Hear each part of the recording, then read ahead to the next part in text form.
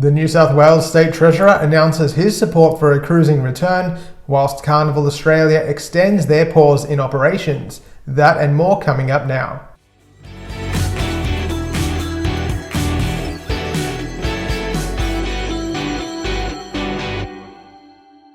I'm Adrian, the Cruise and Travel Guy. As always, thank you for subscribing to my channel, and thank you especially for helping me reach 2,500 subscribers this week. If you haven't subscribed to my channel yet, please do. Royal Caribbean this week announced that the world's largest cruise ship, Wonder of the Seas, will not be home-ported in China as was originally planned. The ship is still under construction, having recently undergone sea trials. Instead of China, the Behemoth will be home-ported in Fort Lauderdale from March 2022, and then Barcelona and Rome from May 2022. Bookings are open, so if you're interested in traveling on the world's largest cruise ship, get onto it. She will house around 6,800 passengers spread across 8 neighbourhoods. At 230,000 tons, Wonder of the Sea's size can be intimidating, but her neighbourhoods allow passengers to more easily find their way around the ship and include spaces like Central Park, the Boardwalk, the Royal Promenade, and more. I think it will be many years before we see an Oasis Class ship in our region down here in Australia,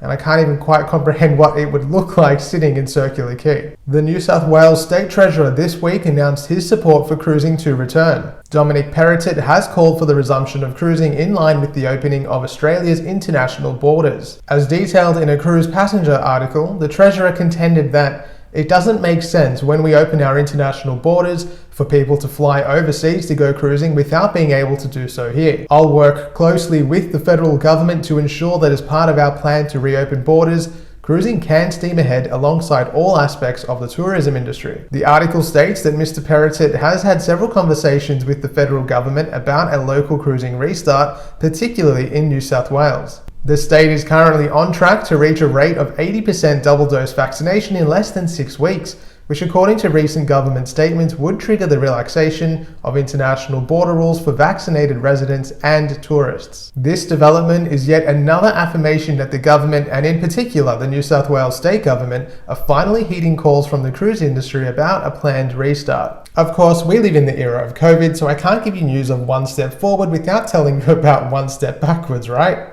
Well, to that end, Carnival Australia have unfortunately announced that they have further extended their pause in operations. The suspension has been extended through to January 16th, 2022 for both the Sydney-based Carnival Splendour and the Brisbane-based Carnival Spirit. As before, affected guests have the choice of a full refund or opting for a future cruise credit with an onboard credit bonus. At the time of recording this, no other Australian-based cruise line has yet extended their pause in operations, which leaves Royal Caribbean's first departure still scheduled for December 13th and P&O Australia's for December 18th. In checking my booking platforms, it does look like the end-of-year Princess cruises scheduled for this December are currently closed to bookings. I don't know if that means anything in particular, but I suspect we'll find out soon. In developments out of the US, Senator Lisa Murkowski will introduce a bill into Congress that will allow cruise ships on Alaskan itineraries to permanently bypass Canadian ports. Because of the Passenger Vessel Services Act, all foreign-flagged passenger ships must stop at a distant foreign port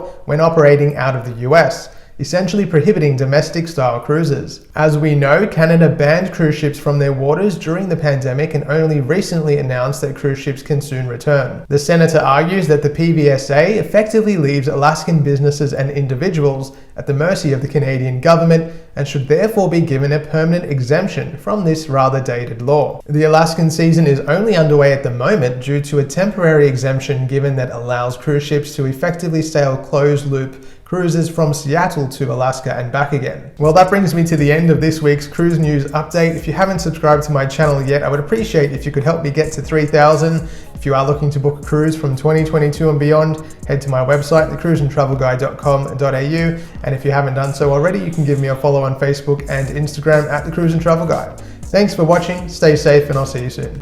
About a local cruising return, especially taking into account this development is yet another affirmation that the government... Well, to that end, unfortunately, Carnival Australia have announced that they have... In developments out of the US, Senator Lisa Murkowski will introduce a bill into Congress. Senator Lisa Murkowski will during the pandemic and has only recently announced that cruise ship... pandemic and only recently announced that they may start to return